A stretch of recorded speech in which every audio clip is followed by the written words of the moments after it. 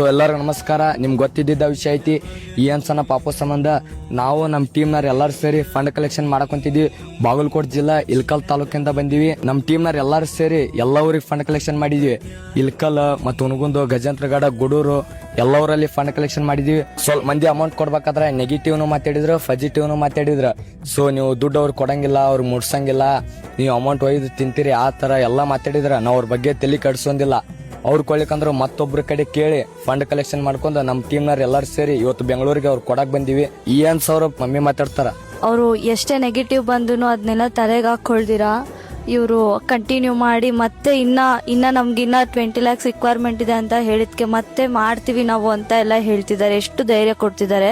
ತುಂಬಾನೇ ಲಕ್ಕಿ ಅನ್ಸುತ್ತೆ. ನಾನು ಈ ತರದವ್ರನ್ನೆಲ್ಲ ನನ್ನ ಲೈಫಲ್ಲಿ ಮೀಟ್ ಆಗ್ತಿರೋದಕ್ಕೆ ನಂಗೆ ತುಂಬಾನೇ ಲಕ್ಕಿ ಅಂತ ಫೀಲ್ ಆಗುತ್ತೆ. ಇಯಾನ್ ಶೋ ಅಷ್ಟು ನಿಮ್ಗೆಲ್ಲರಿಗೂ ನಾನು ಮತ್ತೆ ಹೇಳ್ತಿದ್ದೀನಿ, ರಿಕವರ್ ಆಲ್ಮೋಸ್ಟ್ ಎಲ್ಲ 90% ಅಂತ ಕೇಳಿದ್ರಲ್ಲ, ಆಲ್ಮೋಸ್ಟ್ ಇಲ್ಲ, ಫುಲ್ ರಿಕವರ್ ಆಗಿದ್ದಾನೆ. ಇವಾಗ ವಾರ್ಡ್ ಶಿಫ್ಟ್ ಮಾಡ್ಬೇಕು, ನಮ್ಗೆ ಸ್ವಲ್ಪ ನರ್ಸ್ ಬೇಕು. ಅಂದ್ರೆ ಅವರು ನರ್ಸ್ ಮುಂದಕ್ಕೆ ಪಾಪನ್ ನೋಡ್ಕೊಳ್ಳಕ್ಕೆ ಸ್ವಲ್ಪ ನರ್ಸ್ ರಿಕ್ವೈರ್ಮೆಂಟ್ ಇದೆ ಅಂತ ಹೇಳಿದ್ದಾರೆ.